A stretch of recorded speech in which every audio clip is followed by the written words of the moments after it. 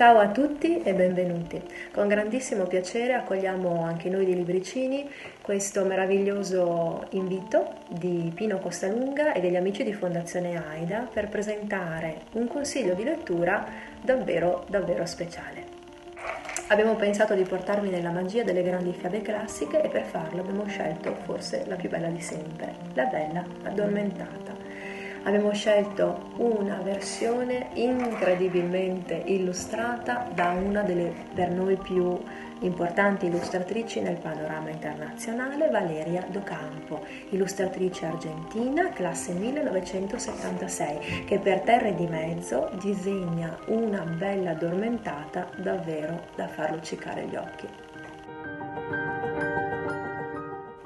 La scelta di Terre di Mezzo e dell'illustratrice Valeria Docampo è quella di illustrare magistralmente la versione originale, quella di Charles Perrault del 1697, ripresa poi dai fratelli Grimm a inizio Ottocento.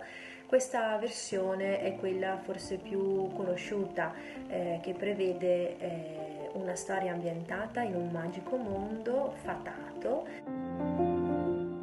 un grande reame dove il re e la regina hanno finalmente il piacere di poter dedicare un grande ricevimento alla festeggiata che poi sarà la protagonista della nostra fiaba, ovvero la principessa Aurora.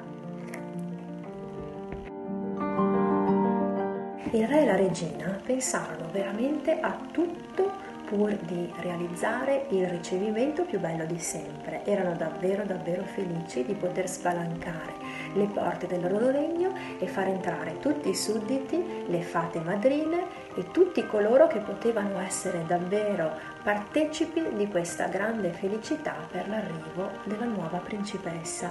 Si dimenticarono però di invitare una delle fate, la fata più anziana e anche la più malvagia, la fata Carabosse.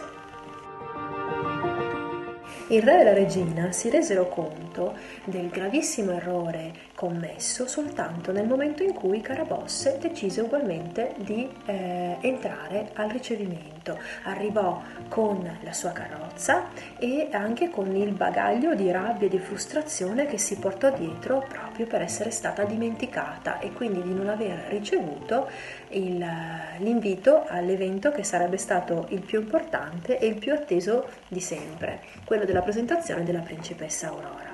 Il re e la regina si consapevolizzarono di questa situazione soltanto in quel momento, quando lei pronunciò il più malefico incantesimo di sempre, quello secondo il quale la principessa Aurora, tanto attesa nel reame e soprattutto dal re e dalla regina, si sarebbe punta il giorno del suo 16° compleanno con un fuso presente all'interno del palazzo reale e che l'avrebbe uccisa.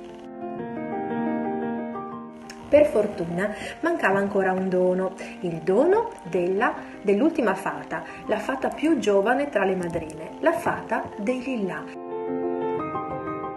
Lei, con tutto quel trambusto, effettivamente non aveva avuto la possibilità di consegnare il suo regalo e così decise, anzi ebbe una grande idea, quella di modificare completamente l'esito infausto dell'incantesimo previsto dalla fata cattiva, dalla fata Carabosse, e quindi diede, come dire, una nuova speranza di rinascita al re, alla regina, ovviamente alla nostra principessa Aurora e a tutti i sudditi del reame.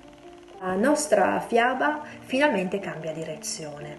La fata dei Lillà, infatti, generando un nuovo finale per questo incantesimo malefico della fata Carabosse, permette al lettore e ovviamente alla narrazione di assumere una nuova connotazione, anche una nuova visione. La nostra principessa Aurora crebbe effettivamente fino al 16° anno di vita.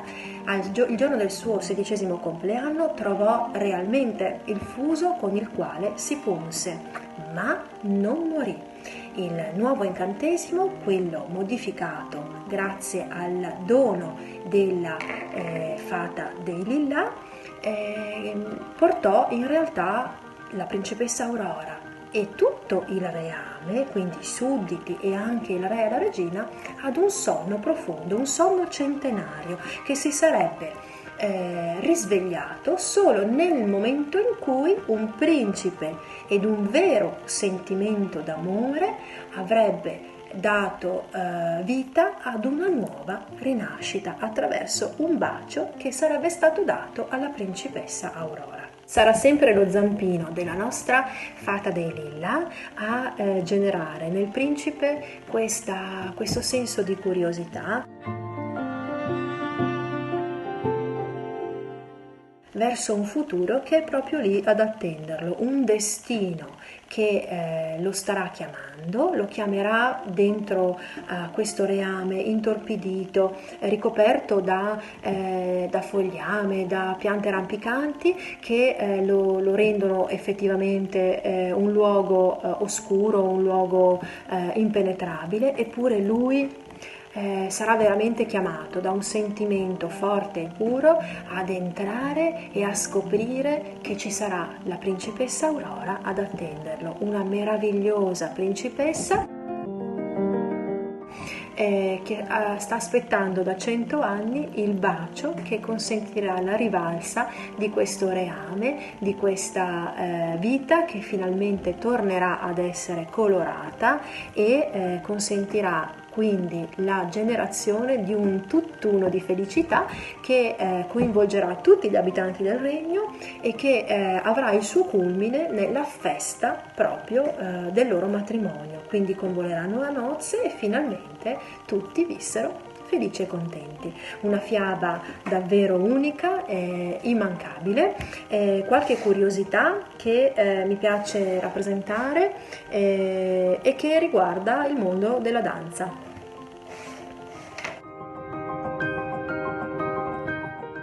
Il balletto della Bella Addormentata è stato rappresentato per la prima volta in Russia a San Pietroburgo il 15 gennaio del 1890. È un balletto che richiede davvero tantissimi artisti perché è uno dei più lunghi delle musiche di Tchaikovsky, che comprendono anche il Lago dei Cigni e lo Schiaccianoci. Il New York City Ballet, che ha rappresentato per la prima volta il balletto nel 1991 con la direzione di Peter Martins, ha coinvolto più di 100 artisti, compresi gli studenti della School of American Ballet. È davvero un balletto meraviglioso, forse uno di quelli più conosciuti al mondo. Io vi ringrazio dell'attenzione, ringrazio Pino Costalunga e Fondazione AIDA per averci coinvolto in questa bellissima iniziativa e vi suggeriamo di leggere tantissimo, di leggere le fiabe classiche ai vostri bambini e di rappresentare, se possibile, anche degli albi illustrati di grande qualità, proprio come questo. Ciao!